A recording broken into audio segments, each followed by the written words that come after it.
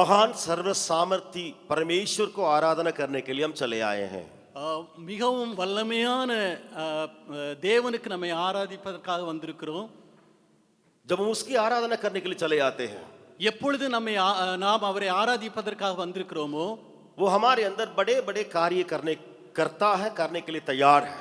அவர் நமக்குள்ளே பெரிய பெரிய காரியங்களை செய்கிறார், பெரிய பெரிய காரியங்களை செய்வதற்கு ஆயத்தமாகவும் இருக்கிறார். जब हम हमारे मन में एक अध्ययन के साथ या खुला दिल के साथ सुनने के लिए तत्पर रहेंगे तो महान परमेश्वर की क्रिया को आप देखेंगे।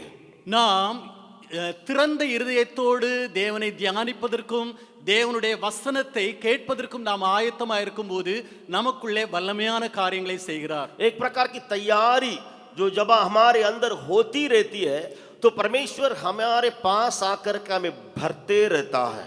எப்படிப்பட்ட ஒரு விதமான ஒரு ஆயத்தம் நமக்குள்ளே காணப்படும் போது தேவன் நம்மிடத்துல வந்து நம்மை நிரப்புகிறவராக காணப்படுகிறார். या एक प्रकार की प्यास या लालसा हमारे अंदर जब बनी रहती है तो परमेश्वर हमें इतना अपनी आशीष अपने सामर्थ से भर देता है। ஒரு விதமான நமக்குள்ளே ஒரு ஆசை அல்லது ஒரு தாகம் நமக்குள்ளே காணப்படும் போது வல்லமையான தேவன் நமக்குள்ளே வந்து நம்மை நிரப்புகிறவராக காணப்படுகிறார். आज भी इस आराधना के पहली भाग में परमेश्वर के गुणों को बारे में अध्ययन करने के लिए हम जा रहे हैं। இன்றைக்கு இந்த ஆராதனையின் முதல் பாகத்துல தேவனுடைய குணத்தை பற்றி நாம சிந்திப்பதற்காக இருக்கிறோம். मेरे साथ सब कोई खोलिएगा, என்னோடு கூட எல்லாரும் திருப்பிக் கொள்ளுங்கள். भजन संगीता 68वां अध्याय, சங்கீதம் 68வது அதிகாரம். भजन संगीता 68 को खोलिएगा। சங்கீதம் 68வது அதிகாரத்தை திறக்கலாம். वहां पे कई बातें हमें देखने के लिए तो मिलती है जरूर, அங்கே अनेक காரியங்கள் நமக்கு பார்ப்பதற்காக கிடைக்கிறது. लेकिन कुछ वचनों को हम आज इस आराधना के पहले भाग में अध्ययन करने जा रहे हैं। இந்த ஆராதனையின் முதல் பாகத்துல இந்த அதிகாரத்திலிருந்து சில வசனங்களை நாம தியானிக்க இருக்கிறோம். जब मैं बोलता हूं तब मेरी ओर ताकें, எப்போது நான் சொல்லுகிறேனோ என்னை பாருங்கள். जब मैं वचन को देखने के लिए कहूंगा, पढ़ने के लिए कहूंगा, तब आप बाइबल को देखें। வசனத்தை படிக்க சொல்லும்போது நீங்கள் பைபிளை பார்க்கலாம். यही मैं स्कूल में सिखाता हूं, वह आपको भी मैं सिखाने के लिए चाहता हूं, या जो जानते हैं फिर याद दिलाने के लिए चाहता हूं। இதை நான் ஸ்கூல்லையும் கற்றுக் கொடுக்கிறேன், உங்களுக்கும் அதை சொல்லுகிறேன். இதை அறிந்தவர்கள் இதை கைக்கொள்ளுங்கள். मेरे क्लास में जब एक भी बच्चा मेरी ओर नहीं ताकेगा तो तुरंत उसको मैं ठोकता हूं। என்னுடைய வகுப்பறையில ஒரு பிள்ளை என்னை பார்க்கவில்லை என்று சொன்னால் உடனடியாக அந்த பிள்ளையை நான் சொல்லுவேன். जब मैं बोलते रहता हूं, जब मैं सिखाता रहता हूं, मेरे अंदर ये लालसा रहेगा, विचार रहेगा कि सब कोई मेरी ओर ताके। அவர் என்னுடைய உள்ளத்துல இப்படிப்பட்டதான ஒரு வாஞ்சை இருக்கும், எப்போது நான் கற்றுக் கொடுக்கிறேனோ எல்லாருடைய கண்களும் என்னை பார்க்க வேண்டும் என்று. जब लिखने का वक्त आता है, लिखने के लिए या कुछ पढ़ने के लिए वक्त आता है, तो बच्चे अपने सिर को ऐसे नीचे कर सकते हैं।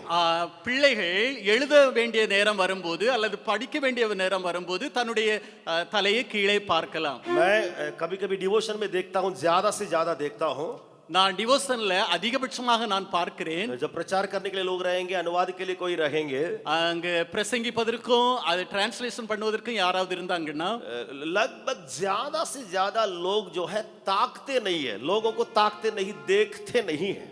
अनेक ஜனங்கள் அந்த பிரசங்கிப்பவரை பார்ப்பது கிடையாது. इसमें कई लोगों को अपना मन को बदलना होगा, याद रखिएगा। இதனால अनेகர் தன்னுடைய மனதை மாற்ற வேண்டியது இருக்கிறது. जब कोई बोलते हैं, वचन को प्रचार करते हैं, समझाते हैं, उनकी बातों को सुनने के लिए ताकना पड़ता है, देखना पड़ता है।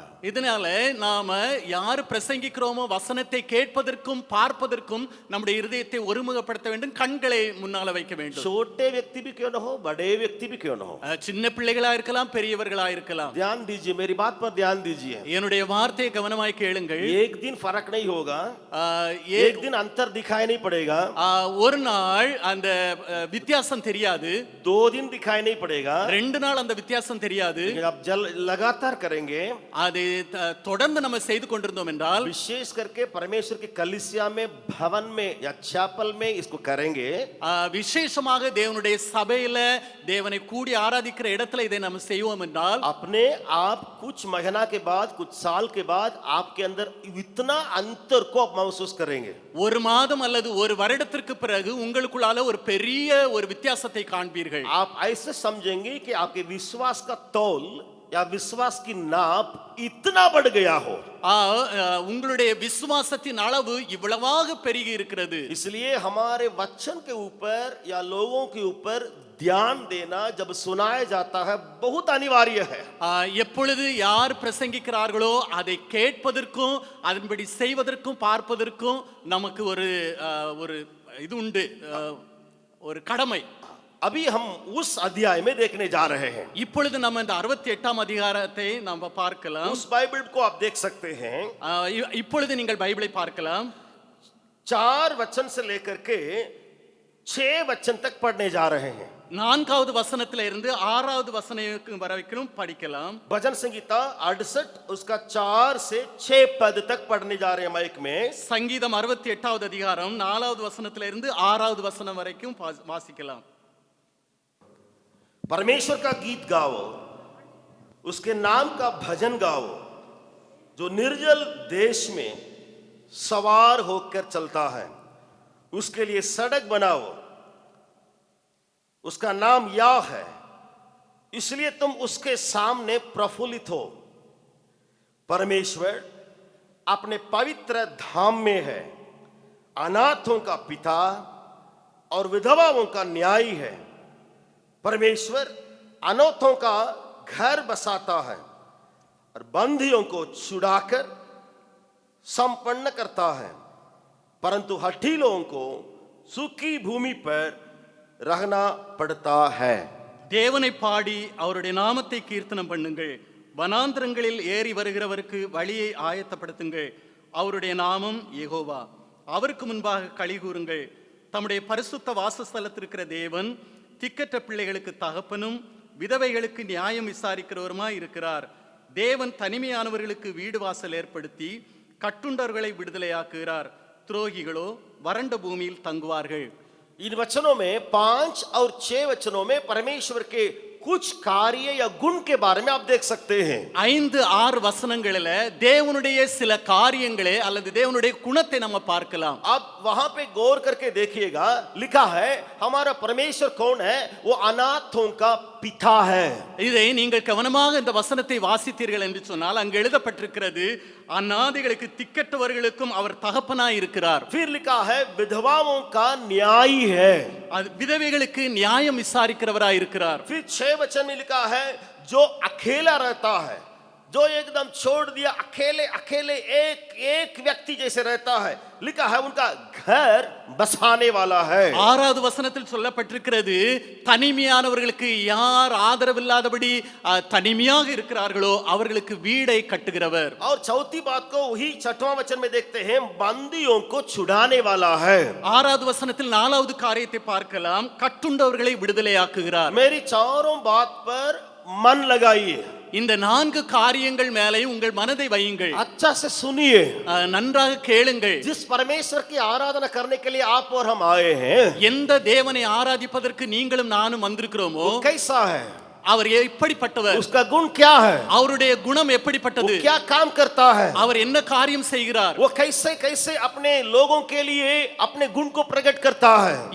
எப்படியாக தன்னுடைய ஜனங்களுக்கு தன்னுடைய குணத்தை வெளிப்படுத்துகிறார்? मैं चारों गुणों को दोहराने के लिए चाहता हूँ। நான் இந்த 4 குணங்களையும் மீண்டுமாக சொல்ல விரும்புகிறேன். चारों क्रियाओं को मैं दोहराने के लिए चाहता हूँ। 4 காரியங்களையும் நான் சொல்ல விரும்புகிறேன். इस बोर के घड़ी में இந்த காலை வேளையிலே मैं नहीं समझता कौन अपने को अनाथ समझता है। நான் அறிய மாட்டேன் உங்களில் யார் நினைக்கிறீர்களோ நான் அனாதை என்று சொல்லி. मुझे मालूम नहीं कौन कौन है सचमुच अनाथ है। நான் அறிய மாட்டேன் யார் யார் உண்மையிலேயே அனாதைகள் என்று.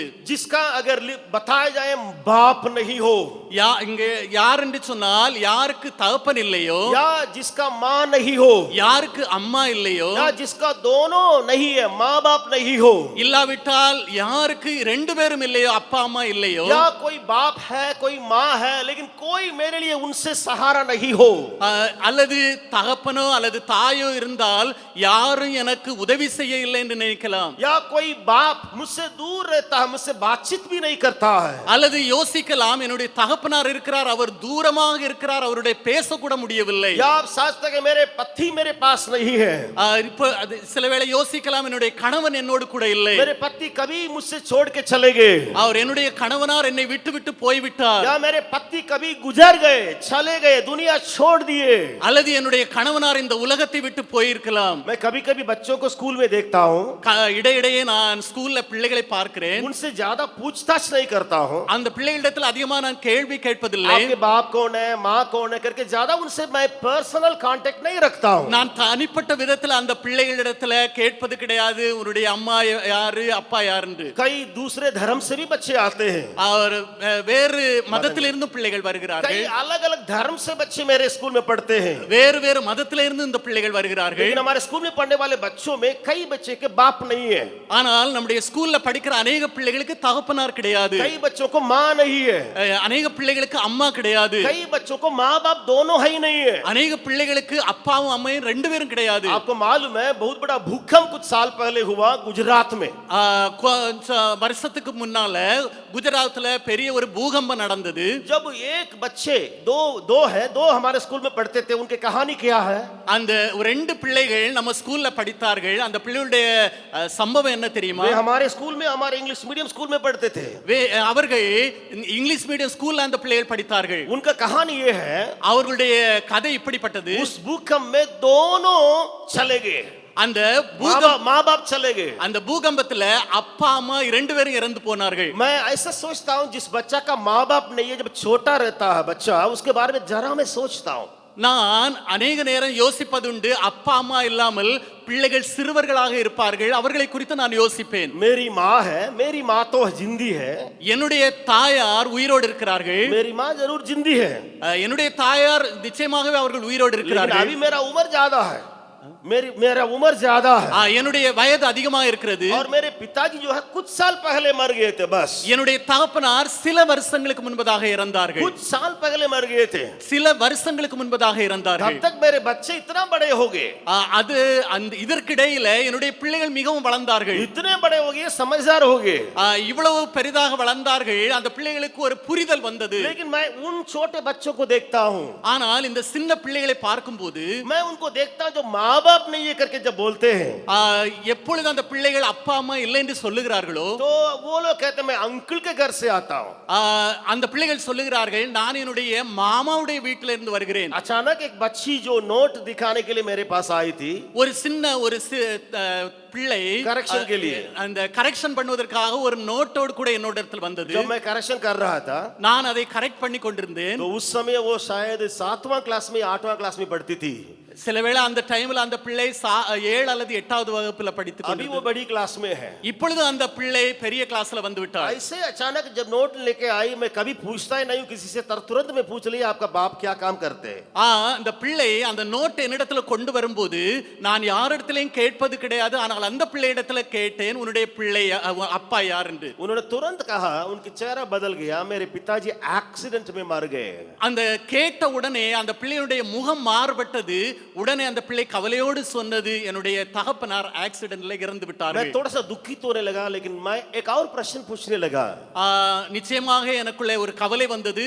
ஆனால் நான் இரண்டாவது ஒரு கேள்வி அந்த பிள்ளையிடத்தில் तुम्हारी கேட்டேன். माँ कहाँ है, माँ क्या करती है? உன்னுடைய அம்மா எங்க இருக்கிறார்கள், என்ன வேலை செய்கிறார்கள் என்று. तुरंत उन्होंने कहा एक ऐसा दुर्घटना की बातें उसको मैं यहाँ कहने के लिए नहीं चाहता, मेरी माँ भी मेरे साथ नहीं है. உடனே அந்த பிள்ளை அது சொன்னது என்னுடைய அம்மா என்னோடு கூட இல்லை, मेरी माँ भी चली गई, என்னுடைய அம்மாவும் போய் விட்டார்கள், मेरी माँ मर गई. என்னுடைய அம்மா மரித்து விட்டார்கள். फिर कहाँ से आती है करके जब मैं पूछने लगा, அப்பொழுது நான் கேட்டேன் நீ எங்கே இருந்து வருகிறாய் என்று சொல்லி. तो कहने लगे मेरे अंकल के घर से आता हूँ. அந்த பிள்ளை சொன்னது நான் என்னுடைய மாமாவுடைய வீட்டில இருந்து வருகிறேன். मेरे प्रियो, मैं इसको क्यों कहता हूँ? அருமையானவர்களே, ஏன் நான் இதை சொல்லுகிறேன்? जिनका माँ बाप असलियत में नहीं हो, யாருடைய அப்பா அம்மா உண்மையிலேயே இல்லையோ, या लगता है माँ बाप तो है लेकिन पियक्कड़ है, சில வேளை அப்பா அம்மா இருக்கலாம், அவர்கள் குடிகாரர்களாக இருக்கலாம், माँ बाप पियक्कड़ है, தகப்பனார் குடிகாரராக और இருக்கலாம், माँ भी ग्रहण को यीशु मसीह को ग्रहण नहीं की है, அம்மாவும் இயேசுவை ஏற்றுக்கொள்ளாமல் இருக்கலாம், अनाथ जैसा महसूस हो सकता है, अनाथ जैसा महसूस हो सकता है। அனாதை போல அவர்கள் உணரலாம். इन लोगों से परमेश्वर कहता है, அப்படிப்பட்ட ஜனங்களிடத்தில் தேவன் சொல்லுகிறார், मैं अनाथों का पिता रहूंगा। நான் அனாதைகளுக்கு நான் தகப்பனா இருக்கிறேன். जरा सोचिए, கொஞ்சம் யோசித்து பாருங்க. एक संसारिक पिता और स्वर्गीय पिता, ஒரு உலக பிரகாரமான ஒரு தந்தை, ஒரு பரலோக தந்தை, कितना अंतर हो जाता है। எவ்வளவு ஒரு வித்தியாசம் காணப்படும். जरा मन में डालिए, कितना अंतर हो जाता है। நீங்கள் யோசியுங்கள், எவ்வளவு பெரிய ஒரு एक வித்தியாசம். संसार में एक पिता है உலகத்துல ஒரு தகப்பனார் இருக்கிறார், और स्वर्ग में एक पिता है। பரலோகத்திலே ஒரு பிதா இருக்கிறார். वो परमेश्वर वहां 5वां वचन में कहता है, मैं अनाथों का पिता हूं। அப்படிப்பட்ட அந்த தந்தை சொல்லுகிறார் 5வது வசனத்துல, அப்படிப்பட்ட அனாதைகளுக்கு நான் ஒரு தகப்பன். फिर आगे कहता, विधवाओं के लिए न्याय करने वाला मैं न्यायी हूं। மின்னுமாக சொல்லுகிறார், விதவைகளுக்கு நியாயம் விசாரிக்கிறவராய் இருக்கிறேன். फिर आगे कहता है कि मैं जो अकेले अकेले रहता है उनको मैं ऐसा वातावरण दूंगा ताकि वे फैमिली जैसे महसूस करें। இப்படி இன்னுமாக சொல்லுகிறார், யார் யார் தனிமை என்று உணர்கிறார்களோ அவர்களை அப்படிப்பட்ட ஒரு சூழ்நிலையில கொண்டு வந்து அவர்கள் ஒரு குடும்பம் என்று யோசிப்பதற்கான சூழ்நிலையில கொண்டு வருவேன். फिर से उन तीसरी बात को दोहराने के लिए चाहता हूं। மூன்றாவது காரியத்தை மீண்டும் சொல்ல விரும்புகிறேன். जो अकेले अकेले महसूस करते हैं, யாரெல்லாம் தனிமை என்று உணர்கிறார்களோ, अंग्रेजी में लिखा है सॉलिटरी करके लिखा है, एकांत, एकदम अकेले अकेले महसूस करते हैं।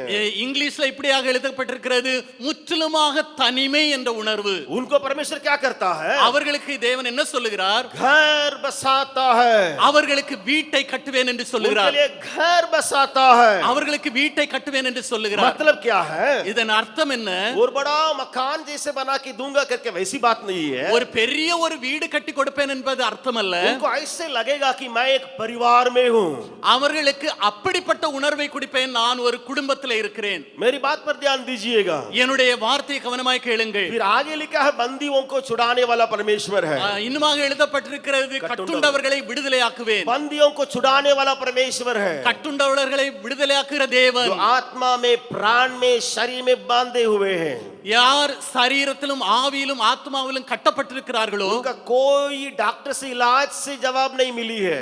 யாருக்கும் டாக்டரிடமிருந்து பதில் வராமல் இருக்கலாம். कोई उनका इलाज का दवाई काम नहीं हो सकता है। எந்த விதமான மருந்துகளும் வேலை செய்யாமல் இருக்கலாம். उनको परमेश्वर कहता है, அவர்களுக்கு தேவன் சொல்லுகிறார், मैं उनको छुड़ाऊंगा, நான் அவர்களை விடுவிப்பேன், मैं उनको आजाद करूंगा। நான் அவர்களை விடுதலையாக்குவேன். क्या आज इस सवेरे के समय आप बंदी जैसे महसूस करते हैं? இந்த காலை வேளையில சில வேளை நீங்கள் கட்டுண்டவர்களைப் போல உணரலாம். महान परमेश्वर आपके सामने आके कहता, मैं तुम्हें छुड़ाऊंगा। உங்கள் பக்கத்துல தேவன் வந்து சொல்லுகிறார், நான் உங்களை விடுவிப்பேன். इतने महान गुण रखने वाले परमेश्वर, இவ்வளவு பெரிய குணத்தை வைத்திருக்கிற நம்முடைய தேவன், उसके सामने कौन टिक सकता? அவருடைய சமூகத்தில் யார் நிலை நிற்க முடியும்? अगर एक साधारण मनुष्य वो अच्छे अच्छे गुण से भरा रहता है, उसके पास जाने के लिए कोई डरता होगा। ஒரு நல்ல ஒரு மனிதன், நல்ல குணங்களை வைத்திருக்கிற மனிதனுக்கு பக்கத்துல யாரும் சொல்வதற்கு சில வேளை யோசிப்பார்கள். यहाँ महान परमेश्वर अनाथों का पिता है, विधवाओं को न्यायी है। ஆனால் மகா பெரிய தேவன் அனாதைகளுக்கு தகப்பனும் விதவைகளுக்கு நியாயம் செய்கிறவருமானவர். इतने महान गुणों को अपनाने वाले परमेश्वर, இவ்வளவு பெரிய குணத்தை தனதாக்கி கொண்ட தேவன், इसलिए उसका क्रिया को आप देख सकते हैं। இதனால அவருடைய காரியங்களை நாம பார்க்க முடியும். फिर से मैं दोहराने के लिए चाहता हूं ताकि आपको समझ में आए। திரும்ப நான் சொல்ல விரும்புகிறேன் உங்களுக்கு புரிவதற்காக. वो मेरे बैरियों के साथ इतना लड़के गिरा देगा। தேவன் என்னுடைய எதிரிகளுக்கு முன்பதாக அவர் யுத்தம் செய்து அவர்களை விழ பண்ணுகிறவர். क्यों? ஏனென்றால் वो अनाथों का पिता है, அவர் அனாதைகளுக்கு தகப்பன், वो विधवाओं के लिए न्यायी है, அவர் விதவைகளுக்கு நியாயம் செய்கிறவர், बंदियों को छुड़ाने वाला है, கட்டுண்டவர்களை விடுதலையாக்குகிறவர், अकेले अकेले रहते हैं उनको घर बसाने वाला है। தனிமையானவர்களுக்கு வீடு வாசலை ஏற்படுத்துகிறவர். इसलिए वो क्या करता है? இதனால் அவர் என்ன சொல்லுகிறார்? इतनी बड़ी ताकत से वो पूरा घेरे रहता है, இவ்வளவு பெரிய வல்லமையினால் அவர் நிரப்பப்பட்டிருக்கிறார். इतना गुण होने के चलते इतनी बड़ी ताकत ताकत उसके पास है। இவ்வளவு குணங்கள் அவரிடத்துல காணப்படுகிறதுனால இவ்வளவு பெரிய வல்லமை அவரிடத்துல உண்டு. फिर से कहने के लिए चाहता हूं, திரும்ப சொல்ல விரும்புகிறேன், जिसके पास अच्छे अच्छे परमेश्वर का गुण है, யாரிடத்துல நல்ல நல்ல தேவனுடைய குணங்கள் காணப்படுகிறதோ उसके पास ताकत भी होगा, அவர்களிடத்துல வல்லமையும் காணப்படுகிறது, उसके पास सामर्थ भी होगा। அவரிடத்தில் பலனும் காணப்படுகிறது. Hallelujah, hallelujah, hallelujah. हालेलुया। मैं फिर से कहने के लिए चाहता हूं, நான் திரும்ப சொல்ல விரும்புகிறேன், जो अनाथों के लिए पिता संसार में बनता है, யார் அநாதிகளுக்கு தகப்பன் இந்த உலகத்துல ஆக முடியுமோ, या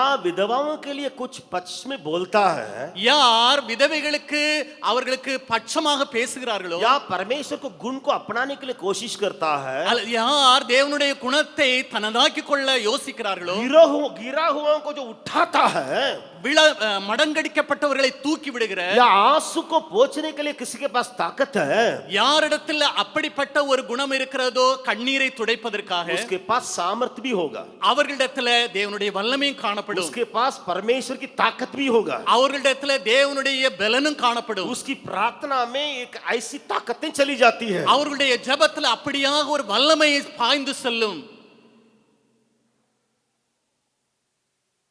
इसलिए मेरे परमेश्वर क्या करता, ஆகையினாலே என்னுடைய தேவன் என்ன சொல்லுகிறார், इतने महान गुण रखने के वालों के पास कौन जा सकता, இவ்வளவு பெரிய வல்லமை படைத்த தேவனிடத்தில் யார் செல்ல முடியும்? आपके लिए मेरे लिए वो क्या करता है, उसको मैं कल के अंत करने के लिए चाहता हूं, உங்களுக்கும் எனக்கும் அவர் என்ன செய்ய முடியும் என்பதை நாம சொல்லி முடிக்கலாம். उसको और सफाई से बताने के लिए இன்னும் தெளிவாக சொல்ல விரும்புகிறேன், मेरे लिए मेरे शत्रु के साथ वो क्या करता है, எனக்காக என்னுடைய சத்துருக்களுக்கு முன்பதாக அவர் என்ன செய்கிறார், मेरे लिए मेरे अंदर क्या करता है, எனக்காக எனக்குள்ளே என்ன செய்கிறார். इतना महान गुण रखने वाले परमेश्वर आपके बैरी के साथ क्या करता है, இவ்வளவு வல்லமை படைத்த தேவன் உங்கள் சத்துருக்களுக்கு என்ன செய்கிறார். और उतना महान गुण रखने वाले अनाथों का पिता, विधवाओं का न्यायी, बंदियों को छुड़ाने वाले, इतने महान गुण रखने वाले परमेश्वर बैरियों के साथ क्या करता है, இவ்வளவு வல்லமை படைத்த தேவன் அநாதைகளுக்கு தகப்பன், விதவைகளுக்கு நியாயம் செய்கிறவர்கள், கட்டுண்டவர்களுக்கு விடுதலை ஆக்குகிற தேவன் நம்முடைய சத்துருக்களுக்கு என்ன செய்ய முடியும்? 1-2 वचन को पढ़ेंगे, 1-2 வசனங்களை வாசிக்கலாம். भजन संहिता 68 उसका 1 और 2 वचनों को पढ़ेंगे, சங்கீதம் 68வது அதிகாரம் 1-2 வசனங்கள் पढ़ेंगे। परमेश्वर उठे, उसके शत्रु तीतर भीतर हो और उसके बैरी उसके सामने से भाग जाए। जैसे धुआं उड़ जाता है वैसे ही तूने उनको उड़ा दे, जैसे मोम आग की आंच में पिघल जाता है वैसे ही दुष्ट लोग परमेश्वर की उपस्थिति से नष्ट हो। தேவன் எழுந்தருளுவார், அவருடைய சத்துருக்கள் சிதறுண்டு அவரை பகைக்கிறவர்கள் அவருக்கு முன்பாக ஓடி போவார்கள். புகை பறக்கடிக்கப்படுவது போல அவர்களை பறக்கடிப்பீர், மெழுகு அக்கினிக்கு முன் உருகுவது போல துன்மார்க்கர் தேவனுக்கு முன் அழிவார்கள். मैं ज्यादा विस्तारण रूप में बोलने के लिए नहीं चाहता हूं, நான் அதிகமாக விவரிக்க விரும்பவில்லை, जो वचन में है उसको दोहराने के लिए चाहता हूं। இந்த வசனத்தில் சொல்லப்பட்டதை உங்களுக்கு சொல்ல விரும்புகிறேன். मेरे बैरी के साथ वो क्या करता, என்னுடைய சத்துருக்கு முன்பதாக அவர் என்ன செய்வார்? मेरा परमेश्वर जो अनाथों का पिता है, என்னுடைய தேவன் அநாதைகளுக்கு தகப்பன், वो विधवाओं के लिए न्यायी है, அவர் விதவைகளுக்கு நியாயம் செய்கிறவர், अकेले अकेले रहने वालों के लिए घर बसाने वाला, தனிமையானவர்களுக்கு வீடு வாசல் ஏற்படுத்துகிறவர், बंदियों को छुड़ाने वाला, கட்டுண்டவர்களை விடுதலையாக்குகிறவர், ताकत से भरे रहता है, வல்லமையினால நிரப்பப்பட்டிருக்கிறார், सामर्थ से भरे रहता है, பலத்தினால நிரப்பப்பட்டிருக்கிறார். इसके चलते उसके बैरी, परमेश्वर की बैरी मेरी बैरी भी है, தேவனுடைய சத்துரு எனக்கும் சத்துரு. अब मेरे पीछे पीछे बोलिएगा, जो परमेश्वर के शत्रु है, நீங்கள் பின்னால சொல்லலாம், என்னுடைய தேவனுடைய சத்துரு. हिंदी में केवल बोलेंगे, मेरे परमेश्वर के शत्रु, परमेश्वर के बैरी मेरे भी बैरी है, परमेश्वर के बैरी मेरे भी बैरी है। ठीक, वो क्या करता है करके हम थोड़ा सा वहां पे देखेंगे। அவர் என்ன செய்வார் என்று சில காரியங்களை பார்க்கலாம். तो शत्रु को तितर बितर करता है, சத்துருக்களை சிதறடிக்கிற தேவன், बैरी उसके सामने भाग जाएंगे, और விரோதி அவருக்கு முன்பதாக ஓடி போவான். जैसे मोम आग की आंच से पिघल जाता है वैसे दुष्ट परमेश्वर की उपस्थिति से नष्ट हो जाएंगे। மெழுகு அக்கினிக்கு முன் உருகுவது போல துன்மார்க்கர் தேவனுக்கு முன் அழிவார்கள். सामर्थ से भरा हुआ परमेश्वर बैरी के साथ क्या करता है? வல்லமையினால நிரப்பப்பட்டிருக்கிற தேவன் சத்ருவுக்கு என்ன செய்கிறார்? शत्रु के लिए क्या करता है? சத்ருவுக்கு என்ன செய்கிறார்? तितर बितर कर देता है சத்ருவை சிதறடிக்கிறார். और परमेश्वर के सामने से वे भाग जाएंगे। அவர்கள் தேவனுக்கு முன்பதாக ஓடி போவார்கள். मोम जैसे आंच से पिघल जाती है वैसे ही उसकी उपस्थिति में शत्रु नष्ट होंगे। மெழுகு அக்கினிக்கு முன் உருவது போல தேவனுடைய சமூகத்துல சத்ரு அழிந்து போவான். जरा सोचिए वो क्या करता है? கொஞ்சம் யோசித்து பாருங்கள் அவர் என்ன செய்கிறார். मोम जैसे पिघलता है மெழுகு அக்கினிக்கு முன் உருகுவது போல दुष्ट लोग परमेश्वर के बाहरी लोग नष्ट हो जाएंगे। சத்ரு தேவனுடைய சத்துருக்கள் அழிந்து போவார்கள். मेरे लिए क्या करता? எனக்காக என்ன செய்கிறார்? ये दोनों कामों को उस गुण रखने वाले परमेश्वर से आप पा सकते हैं, देख सकते हैं। இந்த ரெண்டு காரியங்களையும் வல்லமையான தேவனிடத்திலிருந்து நாம பெற்றுக்கொள்ளலாம். एक है मेरे शत्रु के सामने या परमेश्वर के शत्रु के लिए वो क्या करता? முதலாவதாக என்னுடைய சத்ரு தேவனுடைய சத்ருவுக்கு அவர் என்ன செய்கிறார்? और मेरे अंदर क्या करता? என்னிடத்தில் என்ன செய்கிறார்? आपके अंदर क्या करता? உங்களுக்குள்ள என்ன செய்கிறார்? आपके अंदर क्या करता, मेरे अंदर क्या करता, उसको तीसरा वचन में पढ़ते हैं। மூன்றாவது வசனத்துல படிக்கலாம். உங்களுக்கும் எனக்கும் அவர் என்ன செய்கிறார்? पढ़ेंगे तीसरा वचन को। மூன்றாவது வசனத்தை படிக்கலாம். परंतु धर्मी आनंदित हो, वे परमेश्वर के सामने प्रफुल्लित हो, वे आनंद में मगन हो। நீதிமான்களோ தேவனுக்கு முன்பாக மகிழ்ந்து களிகூர்ந்து ஆனந்த சந்தோஷம் அடைவார்கள். क्या बार बार शब्द क्या आता है? आनंद, प्रफुल्लित, आनंद, प्रफुल्लित करके वहां शब्द चले आ रहा है। திரும்ப திரும்ப இந்த வார்த்தைகள் வருகிறது. ஆனந்தம் களிகூர்தல், ஆனந்தம் களிகூர்தல். बैरी के साथ नष्ट होने की बातें होती है, சத்துருக்களை தேவன் அழித்து போடுவார். बैरी के साथ भगाए जाने की बातें होती है, சத்துருவை தேவன் துரத்தி போடுவார். बैरी के साथ तितर बितर की बातें होती है, சத்துருக்களை தேவன் சிதறடிப்பார். दुष्ट के साथ भी वैसे होती है। துஷ்டர்கள் மத்தியிலும் அப்படியே தான் நடக்கும். लेकिन मेरे साथ ஆனால் என்னோடு கூட जो धर्मी है उसके साथ யார் நீதிமான்களோ அவரோடு கூட आनंद से भर जाता है, அவர்களை ஆனந்தத்தால் நிரப்புகிறவர், प्रफुल्लित होंगे, களிகூர பண்ணுகிறவர், मगन होंगे, ஆனந்தித்தா களிகூர பண்ணுகிறவர். उमड़ता हुआ जाय उनके लिए परमेश्वर देता है, அவர் பொங்கி வழிகிற சந்தோஷத்தினால் நிரப்புகிறவர். क्योंकि अनाथों का पिता वो है, ஏனென்றால் அவர் அநாதைகளின் தகப்பன், विधवाओं के लिए न्याय चुकाने वाला है। விதவைகளுக்கு நியாயம் செய்கிறவர். इतने बड़े बड़े गुण रखने वाला ही शत्रु को हरा सकता है। இப்படிப்பட்ட வல்லமை வைத்திருக்கிறவர்கள் தான் சத்துருகளை ஜெயிக்க முடியும். अगर आपके अंदर परमेश्वर के गुण नहीं है, அப்படி உங்களிடத்தில் தேவனுடைய குணம் இல்லையோ शत्रु आपको गिराएगा। சத்துரு உங்களை விழத்தள்ளுவான். मैं तमिलनाडु में एक सेवक को जानता हूं, தமிழ்நாட்டில் ஒரு ஊழியக்காரரை நான் அறிவேன். वो प्रार्थना तक नहीं करेंगे, அவர் ஜெபிக்க மாட்டார். शुरू करने पर होंगे, அவர் प्रार्थना को शुरू करने पर होंगे, ஆனால் ஜெபத்தை ஆரம்பிப்பதற்கு வரும்போது हाथ में हमेशा बाइबल रखते हैं, हमेशा बाइबल पढ़ते रहते हैं, प्रचार जोर से करते हैं। அவர் கரத்துல எப்பவும் பைபிளை வைத்திருப்பார், பைபிள் படித்துக் கொண்டே இருப்பார், பிரசங்கம் வல்லமையாக செய்கிறவர். जो शैतान से पीड़ित व्यक्ति रहेगा, யார் சாத்தானால் கட்டப்பட்டிருக்கிறார்களோ पास में जाके प्रार्थना करने के लिए शुरू करने पर रहेंगे, அந்த அவர்களிடத்துல போய் ஜெபிப்பதற்கு வரும்போது वो चिल्लाना शुरू कर देगा, சாத்தான் அலற ஆரம்பிப்பான். इससे डरेगा, இவரை பார்த்து பயப்படுவான். बाइबल से नहीं, பைபிள்னால இல்ல, बाइबल है इसके चलते नहीं, பைபிள் இருக்கிறது அதனால அல்ல, लेकिन इनके अंदर की बातों को मैं बलिभांति जानता हूं, ஆனால் அவருக்குள்ள இருக்கிற காரியங்களை நான் நன்றாக அறிவேன். उनके साथ अभी भी मैं सटा रहता हूं। இப்போதும் அவரோடு கூட நல்ல உறவு सेवक வைத்திருக்கிறேன். के चलते एक ऐसी बातें परमेश्वर मेरे अंदर किया, उद्धार और पवित्र आत्मा की भरपूरी में मुझे ले गया। ஊழியக்காரனா இருக்கிறதுனால அவர் என்னை பரிசுத்த ஆவியின் அபிஷேகத்தில் நடத்தி கொண்டிருந்தார். लेकिन मैं बहुत पहले इस बात को उनकी गवाही के रूप में सुनता, जब वो जाते हैं, खड़े रहते हैं, प्रार्थना करने के हाथ उठाते, काम लेता है। நான் இந்த காரியத்தை அநேக நாட்களுக்கு முன்பாக கேள்விப்பட்டேன். அவர் எப்பொழுது ஜெபிப்பதற்காக போகிறாரோ ஒரு நடுக்கம் வந்துவிடும். जिनके अंदर परमेश्वर का गुण भरे रहता है, யாருடைய உள்ளத்துல தேவனுடைய குணம் நிரப்பப்பட்டிருக்கிறதோ शत्रु डरेगा।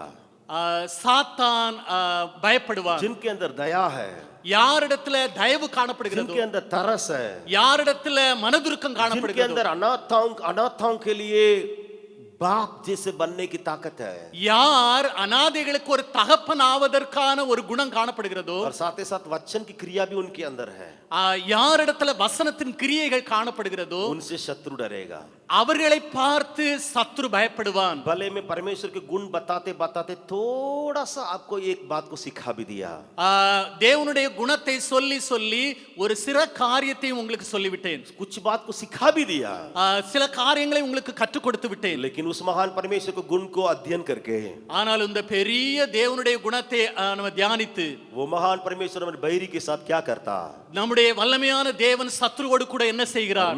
मुझे आनंद के ऊपर आनंद से भरता है, தேவன் என்னை சந்தோஷத்திற்கு அதிகமாக ஆனந்தத்தினால் நிரப்புகிறவர், क्योंकि वो अनाथों का पिता है। ஏனென்றால் அவர் அனாதைகளுக்கு தகப்பன். क्या इस सुबह के घड़ी कोई अनाथ समझ से यहाँ बैठते हैं? அருமையானவர்களே, இந்த காலை வேளையில நீங்கள் யாராவது யோசிப்பீர்களா நான் அனாதை என்று சொல்லி? कोई विधवा जैसे बैठती है, யாராவது யோசிக்கிறீர்களா நான் ஒரு விதவை என்று या சொல்லி? कोई समझ से मैं बंदी हूँ, யாராவது யோசிக்கிறீர்களா நான் கட்டப்பட்டிருக்கிறேன் या कोई என்று? समझ से मैं अकेला सॉलिटरी, याराவது- अकेला हूँ, யாராவது யோசிக்கிறீர்களா நான் தனிமை என்று मेरे சொல்லி? ना बच्चे हैं ना कोई है ना कोई साथ देने वाला करके अकेले समझते हैं।